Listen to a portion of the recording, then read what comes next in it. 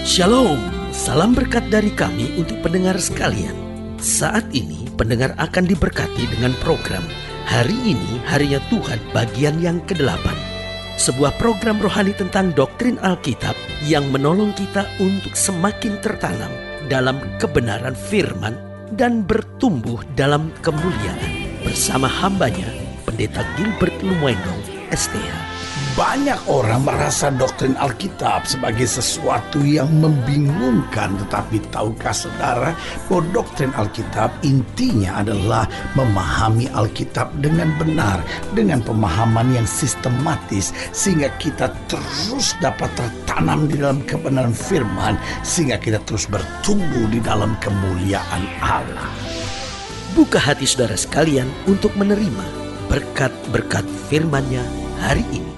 Salah satu kesalahan fatal dalam hidup ini adalah jika kita mendengar namun tidak mendengarkan. Nah, mungkin saudara berkata, "Pendeta, ini apa artinya nih? Mendengar tapi tidak mendengarkan." Nah, ini dia. Mendengar itu artinya ada banyak orang dia dengar, tetapi kemudian tidak melakukan sesuai dengan apa yang dia dengar. Misalnya contohnya, dia masuk gereja, dia dengar pendeta sedang khotbah tentang mengampuni, dia dengar, tetapi dia tidak mau dengarkan gitu ya kan. Dia tidak mau melakukannya gitu. Buat dia oke lah, saya udah dengar, saya udah tahu, memang sih perlu untuk ngampunin. Memang benar sih Tuhan maunya saya ngampunin, tapi ya gimana, saya belum bisa, jadi nggak mau dengarkan gitu ya kan. Nah, saudaraku yang kasih dalam Tuhan, saya pelajari kalau kita mendengar tapi tidak mau mendengarkan, maka yang pertama kita tidak akan maju-maju. Karena dalam hidup ini kita bisa maju kalau kita mau belajar, kalau kita mau mendengarkan, kita mau menyadari, oh iya ya Tuhan ya, ini salah Tuhan, ini berat, tapi saya mencoba, saya minta Tuhan memberi kekuatan.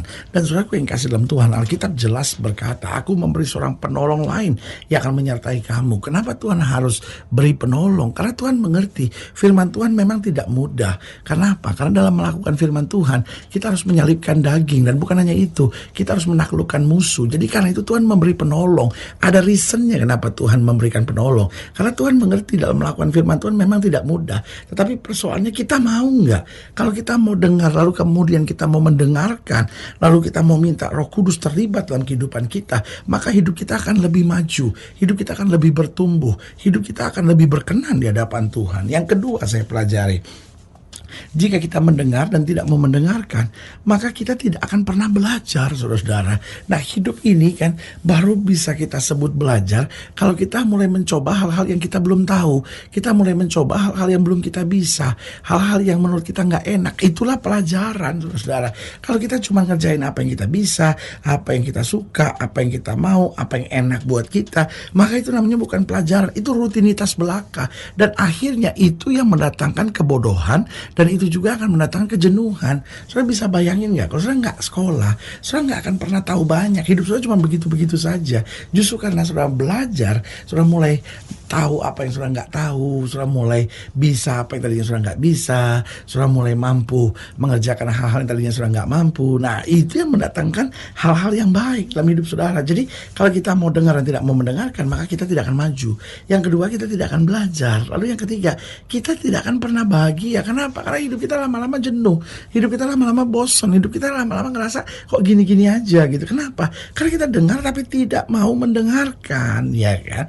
Makanya Alkitab berkata kalau Roh Kudus bicara, jangan keraskan hatimu. Kamu harus mendengarkan apa yang Tuhan sampaikan bagimu. Dan yang keempat saya pelajari, kalau kita mendengar tapi tidak mendengarkan, kita tidak akan memperbaiki kesalahan-kesalahan kita. Karena kita anggap normal, kita anggap wajar, kita anggap loh, saya memang orangnya begini ya, mau diapain gitu. Tetapi dengan kita dengar firman, kita mendengarkan, maka di situ akan ada pemulihan luar biasa. Hidup kita makin hari makin menjadi lebih berkenan di hadapan Tuhan. Haleluya. Selamat datang dalam program kita Hari Ini Harinya Tuhan, sebuah program rohani yang kembali mengingatkan kepada kita betapa pentingnya kita menjadikan firman Tuhan sebagai dasar keseharian hidup kita. Karena selama kita jadikan firman Tuhan sebagai dasar keseharian hidup kita, langkah-langkah ke depan kita penuh dengan kepastian, kemenangan, berkat, mujizat, dan perkara-perkara besar. Haleluya. Dan dalam program ini kita memang sedang membahas tentang mendengar tetapi tidak mau mendengarkan. Ya kan, kita tahu tetapi kita tidak mau mempraktekannya. Nah, ini persoalannya. Kita mau sama sama-sama belajar dari 2 Raja-Raja pasal 17. 2 Raja-Raja pasal 17, mulai dari ayat yang ke-7 sampai ayatnya yang ke-14. Kita mau belajar dari 2 Raja-Raja pasal 17, ayat yang ke-7 sampai ayat yang ke-14 di bawah judul perikop keruntuhan kerajaan Israel. Bayangkan, bangsa pilihan, umat Allah, kerajaannya hancur. 2 Raja-Raja pasal 17 ayat yang ke-7. Dikatakan demikian, hal itu terjadi karena orang Israel telah berdosa kepada Tuhan Allah mereka yang telah menuntun mereka dari tanah Mesir, dari kekuasaan Fir'aun Raja Mesir. Dan karena mereka telah menyembah Allah lain dan telah hidup menurut adat istiadat bangsa-bangsa yang telah dihalau Tuhan dari depan orang Israel dan menurut ketetapan yang telah dibuat Raja-Raja Israel. Dan orang Israel telah menjalankan hal-hal yang tidak patut terhadap Tuhan Allah mereka. Mereka mendirikan bukit-bukit pengorbanan dimanapun mereka diam, baik di dekat menara penjagaan maupun di kota yang berkubu. Mereka mendirikan tugu-tugu berhala dan tiang-tiang berhala di atas setiap bukit yang tinggi dan di bawah setiap pohon yang rimbun. Di sana di atas segala bukit itu, mereka membakar korban seperti bangsa-bangsa yang telah diangkut Tuhan tertawan dari depan mereka. Mereka melakukan hal-hal yang jahat sehingga mereka menimbulkan sakit hati Tuhan. Mereka beribadah kepada berhala-berhala walaupun Tuhan telah berfirman kepada mereka, jangan kamu berbuat seperti itu. Tuhan telah memperingatkan kepada orang Israel dan segala orang Yehuda dengan perantaran semua nabi dan semua tukang tilik. Berbaliklah kamu daripada jalan-jalanmu yang jahat itu, dan tetaplah ikuti segala perintah dan ketetapanku sesuai dengan segala undang-undang yang telah kuperintahkan pada nenek moyangmu yang telah kusampaikan kepada mereka dengan perantaran hamba-hambaku para nabi.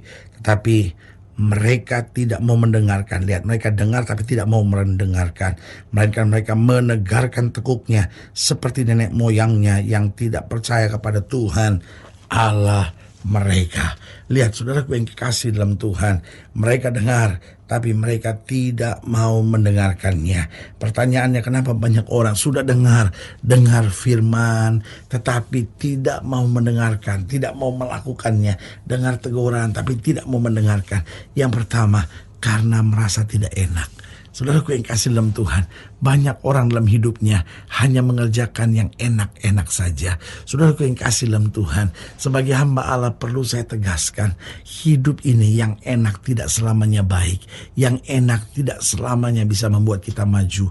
Yang enak tidak selamanya bisa membuat kita sukses. Banyak orang jatuh bukan karena yang tidak enak. Banyak orang jatuh justru karena yang enak. Dia merasa, ya habis gimana ya pendeta ya, ini sudah enak sih, saya susah, saya mau berhenti merokok. Enak sih kalau saya lagi bingung, kayaknya rokok tuh membuat saya tenang gitu. Aduh gimana ya pendeta, habis kalau saya ada di dugem gitu, saya bisa serahkan semua persoalan saya, kayaknya pulang dari situ kayaknya enak gitu, lega gitu. Saudaraku yang kasih dalam Tuhan, itu tipuan iblis. Iblis selalu menawarkan hal-hal yang enak-enak tetapi kemudian menghancurkan. Enak-enak tapi kemudian menjerumuskan. Enak-enak tetapi kemudian membuat hidup kita binasa. Itu sebabnya banyak orang tidak mau mendengarkan nasihat, tidak mau mendengarkan firman, tidak mau mendengarkan teguran. Kenapa? Karena dia merasa, nggak enak, buat apa saya dengarkan? Nggak enak, buat apa saya lakukan? Tetapi tahukah saudara, seringkali justru yang tidak enak yang menuntun kita pada keselamatan. Yang kelihatannya tidak enak itu yang membuat kita sukses. Yang tidak enak itu kadang-kala yang membuat hidup kita dapat berkenan di hadapan Tuhan. Saudaraku, lihatlah seorang juara dunia, kalau dia latihan tidak enak, berkeringat, capek, lelah, tetapi yang tidak enak itu awal untuk dapat mencapai yang luar biasa. Karena itu dalam hidup ini jangan cuma pikirkan yang enak, tetapi berani tinggalkan yang enak untuk kita mencapai yang berkenan di hadapan Tuhan. Yang kedua, kenapa banyak orang mendengar tapi tidak mau mendengarkan? Karena merasa tidak penting. Ini repot terus saudara. Ketika kita merasa firman Tuhan tidak penting, buat kita yang penting cuma segala kesenangan, kenikmatan kita belaka. Ini bahaya saudara-saudara. Padahal dalam hidup ini Alkitab sudah bilang, cari dahulu kerajaan Allah serta kebenarannya, maka semuanya akan ditambahkan dalam hidup kamu. Artinya apa? Kalau kita tahu yang terpenting dalam hidup ini dan kita menempatkan yang terpenting sebagai bagian utama kita, maka di situ kita akan melihat berkat yang berkelimpahan. Jadi banyak orang, kenapa dia dengar tapi tidak mau mendengarkan? Karena merasa tidak enak, merasa tidak penting. Yang ketiga, Karena sok tahu, saudara-saudara. Nah ini, banyak orang gak bisa maju, banyak orang gak bisa bertumbuh. Persoalan sederhana, sok tahu. Masa yang paling tahu, buat apa saya dengar itu? Buat apa saya lakukan itu? Buat apa saya kerjakan itu? Saya udah tahu kok, saya ngerti kok, saya bisa kok. Saudara-saudara, ada banyak orang hidupnya hancur. Kenapa? Bukan karena bodoh, tetapi karena sok tahu. Kenapa orang bangun pagi gak berdoa? Sok tahu, dia pikir, tanpa Tuhan saya juga bisa kok. Kenapa banyak orang gak mau suka baca Alkitab? Karena sok tahu, dia pikir emangnya tanpa Alkitab saya nggak bisa hidup. Kenapa ada banyak orang tidak mau ke gereja? Karena sok tahunya itu. Tapi kalau saya sibuk pendeta, enggak. Sesibuk apapun kalau kita ngerti tanpa Tuhan saya nggak bisa buat apa-apa, kita pasti ke gereja. Tapi persoalannya kita sok tahu, kita pikir emang so what gitu. Saya nggak ke gereja juga, buktinya saya hidup kok. Sebagai hamba Allah saya mau ingatkan buat saudara, Tuhan itu baik, tetapi jangan dipermainkan. Jangan jadi orang Kristen yang sok tahu, tapi jadi orang Kristen yang belajar merendahkan diri di hadapan Tuhan. Maka kita akan mendapat segala yang terbaik dari Tuhan. Haleluya. Dan yang keempat saya pelajari, kenapa banyak orang mendengar tapi tidak mau mendengarkan. Yang pertama karena merasa tidak enak, yang kedua karena merasa tidak penting, yang ketiga karena sok tahu, dan yang keempat karena memang karakternya jelek. Karakternya memang jelek. Dia memang tidak mau mendengarkan. Buat dia pokoknya saya itu yang terbaik. Sebagai hamba Allah saya mau ingatkan buat saudara, mari belajar dalam hidup ini. Kita mendengar hal-hal yang baik, kita dengarkan, kita lakukan, kita praktekkan, dan serahkan kagum melihat campur tangan Tuhan yang luar biasa dalam hidup saudara. Hidup saudara makin hari makin disucikan oleh Tuhan, makin hari makin indah, dan makin hari engkau makin mencapai hal-hal yang dahsyat yang Tuhan sedang sediakan. Haleluya. Saudaraku yang kekasih dalam Tuhan, jika saudara yang dilayani lebih jauh, hubungi kami melalui telepon, hubungi kami melalui surat, kunjungi website kami, karena kami ada untuk membawa Bapak Ibu saudara senantiasa lebih dekat pada Tuhan dan mengalami kasih kuasa mujizat yang luar biasa. Haleluya. Secara khusus melalui program ini juga saya mau berdoa buat setiap orang yang sakit, setiap orang yang berbeban berat, karena saya percaya bahwa bagi Allah tidak ada perkara yang mustahil. Nah, saudara-saudara ingin didoakan secara khusus, boleh taruh tangan kanan saudara di dada dan kita akan berdoa. Mari kita berdoa. Bapa, dalam nama Yesus, hamba doa buat yang sakit, hamba doa buat yang berbeban berat, hamba doa untuk setiap mereka sedang menghadapi masa-masa yang sukar. Karena hamba percaya bahwa bagi Allah tidak ada perkara yang mustahil. Bapa, hamba berdoa di dalam nama Yesus, Tuhan jamah yang sakit, Tuhan sembuhkan, yang lemah Tuhan kuatkan, yang susah Tuhan hiburkan, yang jatuh Tuhan angkat, sehingga hari-hari yang penuh kemenangan boleh berlaku. Secara khusus hamba doa buat mereka yang taruh tangan kanannya di dada, karena mungkin selama ini seringkali kami dengar tapi kami tidak mau mendengarkan firman. Hamba doa dalam nama Yesus, Tuhan robah hidup kami, supaya hidup kami boleh berkenan kepada Tuhan, boleh jadi berkat bagi sesama, dan boleh senantiasa meluaskan pekerjaan Tuhan. Di dalam nama Yesus kami berdoa. Haleluya. Amin, amin, amin, haleluya. Saudara yang kasih dalam Tuhan, kita sudah berdoa. Ingat, Allah tidak pernah lalai menepati janjinya. Ini saatnya buat kita untuk bangkit, bersemangat, bersuka cita dalam menghadapi segala perkara. Karena kita tahu Yesus hidup, Yesus berkuasa, dan selalu menyediakan yang terbaik buat anak-anaknya. Doa saya menyertai saudara. Sampai berjumpa pada program berikut, dan jangan lupa, jadikan hari ini harinya Tuhan. Haleluya.